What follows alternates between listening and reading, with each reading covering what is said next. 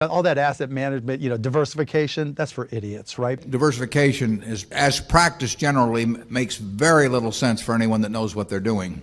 Diversification is a protection against ignorance. It's crazy to own 50 stocks or 40 stocks or 30 stocks probably. Diversification, an idiot could diversify a portfolio. Wow, that's pretty harsh. People who diversify are idiots? We're going to talk about the concept of diversification and does it make sense for your investment portfolio. Welcome to the Money Growth Academy. My name is Dee, and this is where we demystify the stock market, simplify investing, and multiply your opportunities for financial success. Every time I ask someone, what does diversification mean? 9 out of 10 times they tell me it's about not putting all your eggs in one basket.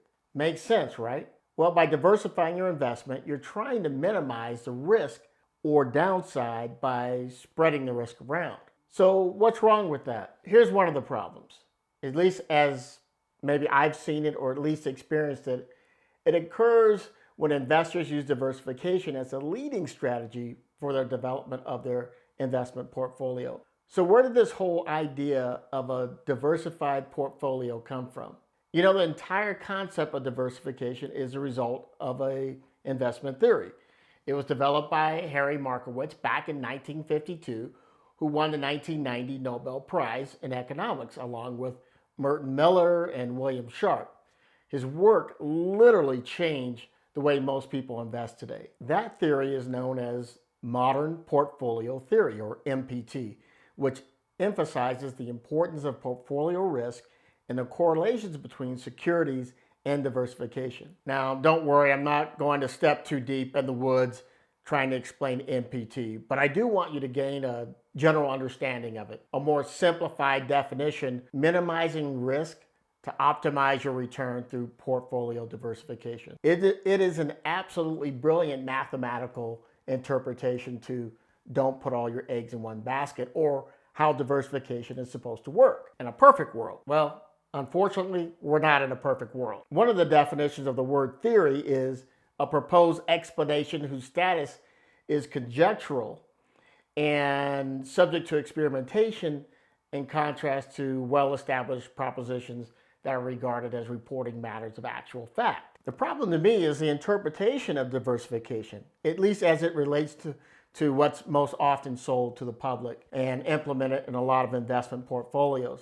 And let me explain what I mean by that. It has two parts to it: asset allocation and diversification. Now, the theory being you're going to take a defensive investment strategy to protect and hopefully grow your investment by distributing your money over multiple asset classes. And then you would diversify your financial investment within each of these asset classes, like equities, which are stocks, fixed income, which are bonds, CDs, cash equivalents, T-bills, money market funds, commercial paper, and then diversifying your financial investments within each of these asset classes. These allocations might be different based on age and financial goals. So this is really just an example that I created to give you a general idea. Now, as an example, a person might be told to diversify their stock holdings across small, large cap companies, a variety of industries, and different types of companies. The thinking here is if one industry is getting hit really hard, then another industry may be doing a little bit better. And that sounds reasonable, doesn't it? Well, let me say this before going any further. If you're not prepared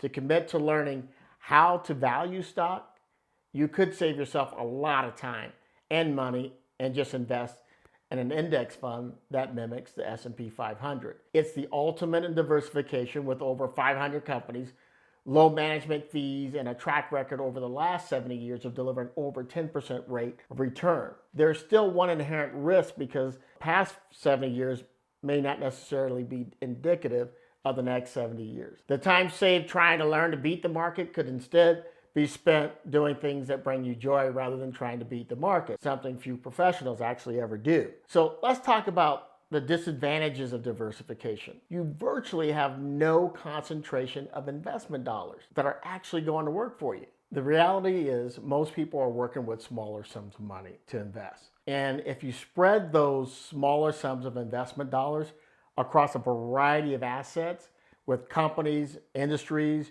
that you know little about, you virtually have no concentration of investment dollars going to work for you.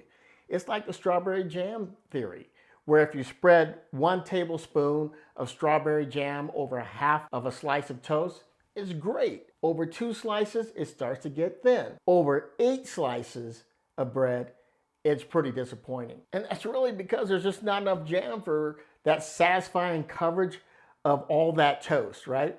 So the same theory applies to stocks, where the strawberry jam is your actual money and the amount of stocks you own is the toast. When you have such a small number of dollars spread across so many stocks, if those stocks go up in value, you make a much smaller gain because you've spread your investment dollars too thin over so many types of stocks. When you buy a good company that you truly know at a fair value and you buy a lot of it over time, you gain portfolio momentum as the stock rises. It's like putting a jet booster pack on your portfolio. Think, buy right and buy deep. Look, I tell a story in our video, Take Control of Your Money, about Donald and Mildred Othmer. They were part of a small group of neighborhood investors that in the 1960s, they purchased, I believe it was about 50,000 in Berkshire Hathaway stock. And when they died, the estate was worth somewhere about $800 million.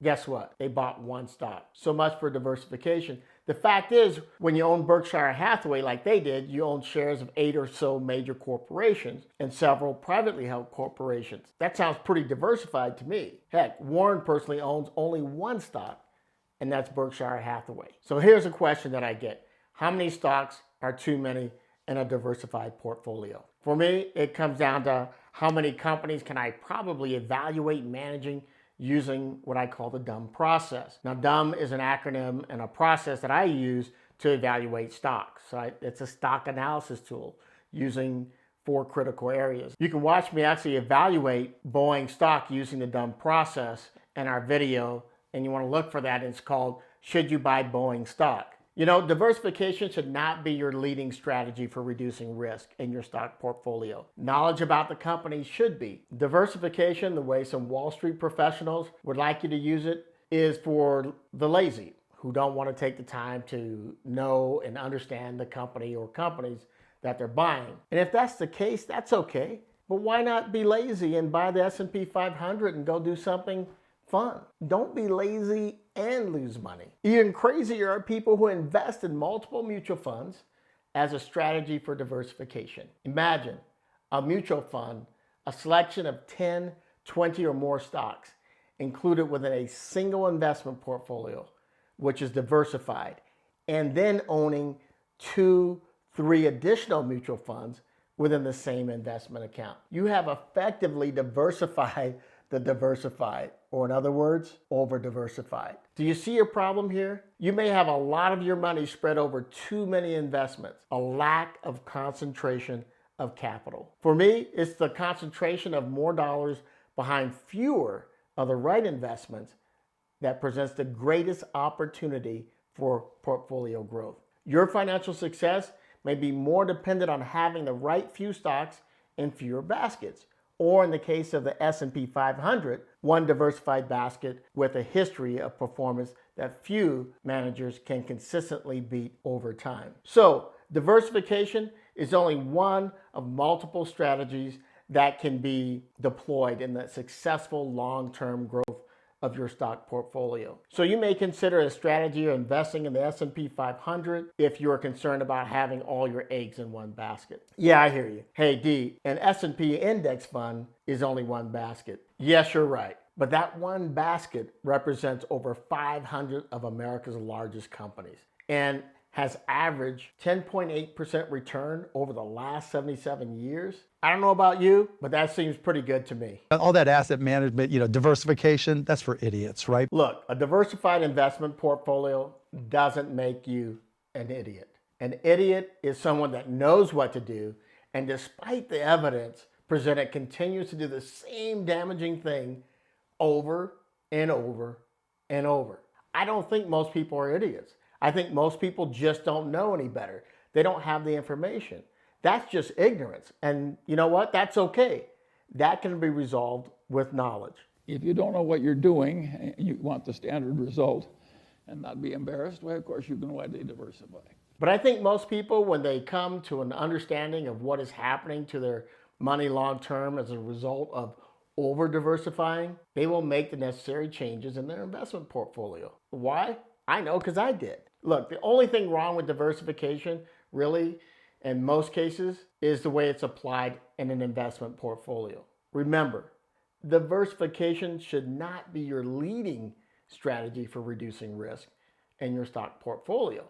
Knowledge about the companies that you're investing in should be. To learn more about how to properly evaluate a stock, watch our video, How to Invest Your First $1,000. And thanks for watching. We look forward to reading your comments below, and please remember to subscribe. I'll see you next week.